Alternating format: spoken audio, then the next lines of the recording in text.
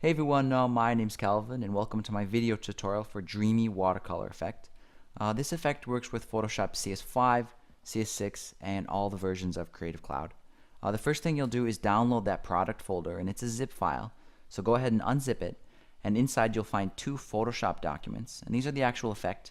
The same effect, just a horizontal one and then a vertical one. And the last file here is README, and that'll have links to this tutorial video, a little bit of information about this add-on, as well as my email address just in case you have any questions or comments. So to use this effect, just decide which one you want to use. In this video I'll use the vertical one, and I'll drag that into Photoshop to open it up. And it looks just like this. It's got a default image already loaded in. And to swap in your own image, you need to go to the Layers panel. So go to Window, and then Layers. And this effect works with smart objects. So to use the smart object, you have to double click the little layer icon there. So this is the smart object layer, and if you double click that little page there, it'll open another document. So here's the original one. We opened up the smart object and it made a kind of another tab up here, and if we place an image in here and then close and save this, it'll be updated in the original document, and then the effect will be applied there. So just drop in your own image. So I'll hide this default image, and here's an image I found that I really like, and we'll just drop it in, scale it up, and this effect comes with some masks, but they're optional. So as long as your image is down here, you can just turn on one of these masks and they'll mask everything that's underneath. So if you just want a quick, like a circle, just turn that one on, and then you can kind of position your image in there like that. But you can also just rasterize your image and then erase the edge and then apply it like that. Anything in this file, once you close and save it, will have that watercolor effect applied. So I think I'll use the square one because it has this kind of dots on the edge, this little paint splatters. And I'll line up my image in there. I think that looks pretty good. And once you're happy with it, just close and save it. So press the little X there and do yes. And then the effect will get applied.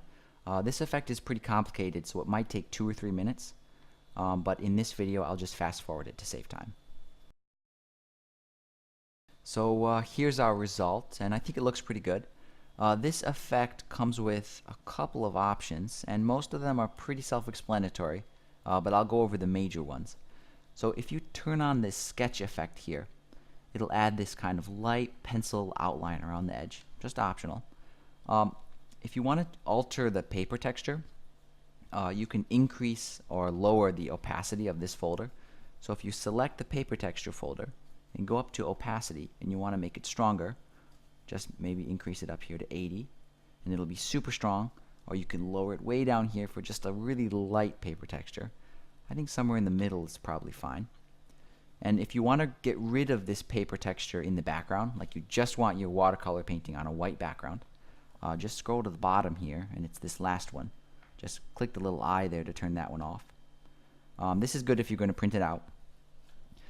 These green effects here, these are all sort of color handling adjustment layers. So you could select, say, Storm Cloud for a little bit of a different color palette, and then you can brighten the colors, make it a little bit warmer, make the greens a little bit brighter.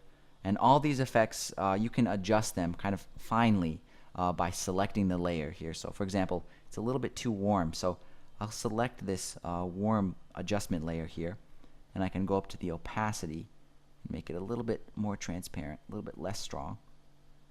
There, that looks pretty good.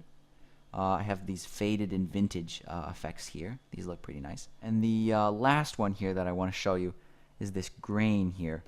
You can increase the opacity of that effect to make it stronger. It'll kind of add these kind of dots and speckles and kind of detail there. If you don't like it, you can lower it down.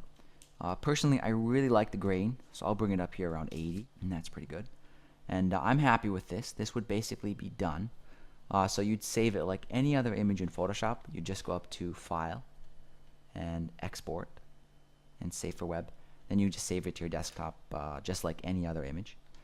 If you want to make this as a transparent PNG, just save it as a JPEG, open it again in Photoshop, and then just cut out the white like you would normally. Just use the magic wand tool, select the white, and then clear it. And then at that point, you can save it again as a PNG and you'll have that transparent background. So hopefully that's a pretty good overview of this effect.